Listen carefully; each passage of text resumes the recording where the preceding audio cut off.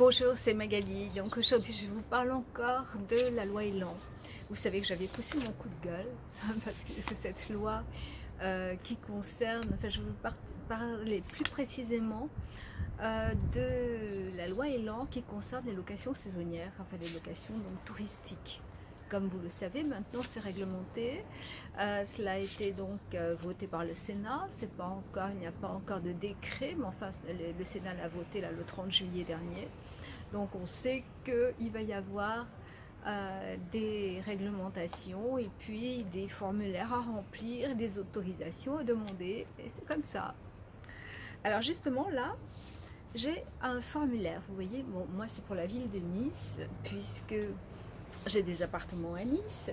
Alors, je vous montre un peu comment il faut remplir ça. Quand vous avez donc l'adresse du local d'habitation ou objet du changement d'usage, parce que c'est un changement d'usage que vous allez demander. Vous aviez avant, donc, on considère que vous aviez un local, enfin non, un appartement meublé que vous louiez donc à des gens pour une moyenne ou longue durée. Et maintenant, donc ça va être un changement d'usage puisqu'il va devenir local commercial, puisque vous allez donc faire un petit peu comme les hôtels, hein, c'est-à-dire le louer en saisonnier. Et donc, tout comme les hôtels, eh bien, parce qu'en fait cette loi nous la devons beaucoup aux lobbyistes, hein, hôteliers, donc tout comme les hôtels, donc il va falloir que vous remplissiez donc certains, que vous vous conformiez à une certaine réglementation et que vous payez des taxes. Bon, moi de toute façon je ne suis pas contre, hein. C'est normal, je vais dire que l'on paye des taxes maintenant, puisque cette activité s'est développée vraiment énormément ces dernières années.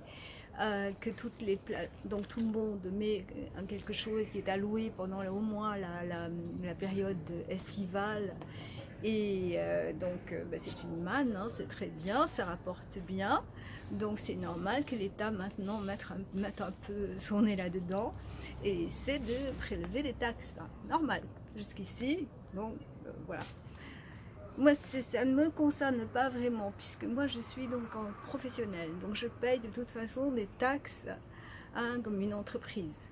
Mais maintenant, tous ceux qui devront donc louer des locaux et faire donc demander un changement d'usage à leur ville, ou alors louer même un local s'ils ont, enfin un appartement s'ils sont dans une commune de moins de 200 000 habitants, ils devront quand même donc le signaler à la mairie. Ils feront peut-être pas, ce sera peut-être pas aussi embêtant que lorsque c'est une commune de plus de 200 000 habitants, mais malgré tout, il faudra que vous ayez, que vous vous signaliez, voilà. Ensuite, vous savez que les plateformes vont devoir, à partir de janvier 2019, transmettre tous vos revenus au fisc, hein, donc ils sauront donc exactement combien de temps vous avez loué tel appartement, l'autre appartement, ou même votre maison, votre résidence principale, votre résidence secondaire, etc. Tout ça, ils le sauront. Pourquoi pas? De toute façon, c'est une nouvelle façon de gagner de l'argent. Alors bon, l'État vient un petit peu essayer de profiter de cette manne. Donc voilà, vous allez avoir donc des taxes à payer, c'est comme ça. En fait, la taxe d'habitation, pas la taxe d'habitation, la taxe touristique, hein, vous savez, cette taxe que les hôteliers prélèvent, enfin donc donnent au fisc là pour cette taxe journalière, ça donc vous devez aussi la payer. Mais bon, je pense que cela devient normal, c'est comme ça un petit peu partout dans le monde, donc il faut s'adapter, c'est comme ça, quand il y a de nouvelles lois, on s'adapte.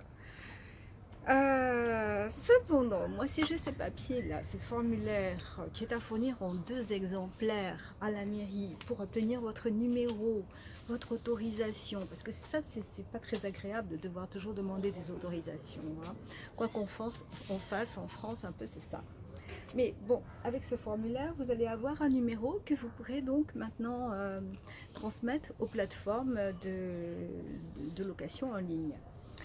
Et ce que je voulais vous demander, donc là vous allez bien sûr rentrer l'adresse, vos coordonnées, la description de votre logement, donc vous avez la superficie du local d'habitation. Une chose qu'il ne faut pas oublier, si c'est un appartement, c'est la superficie de l'immeuble. C'est obligatoire. Parce que ça m'a fait rire, parce que j'ai un ami qui avait donc un appartement, il a oublié, ou il a mis la même superficie, la superficie de l'immeuble égale à la superficie de l'appartement. Donc en fait, la ville lui a retourné son formulaire, enfin même pas retourné le formulaire, a simplement refusé de lui attribuer une autorisation. Donc n'oubliez pas. Et cette superficie de l'immeuble, vous pouvez la voir non pas sur votre acte notarié, parce que ça c'est pas marqué, ce qui est marqué sur l'acte notarié, c'est juste la superficie cadastrale, enfin donc de la surface cadastrale, c'est tout. La surface de l'immeuble, c'est autre chose, et c'est votre syndic qui peut vous renseigner là-dessus. Alors n'oubliez pas de le faire.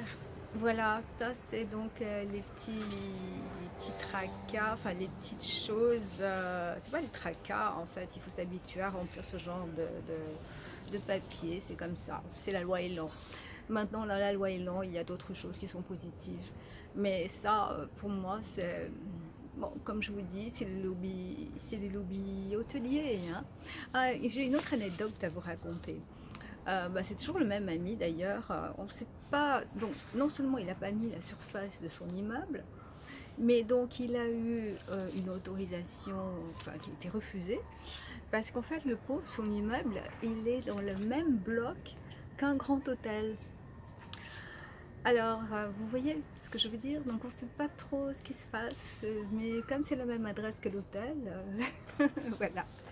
Le pauvre, je ne sais pas, et je pense qu'il va devoir refaire un changement d'usage de son local. Bon, je vous dis à très bientôt et je vous reparlerai du positif de la loi Elan. À bientôt.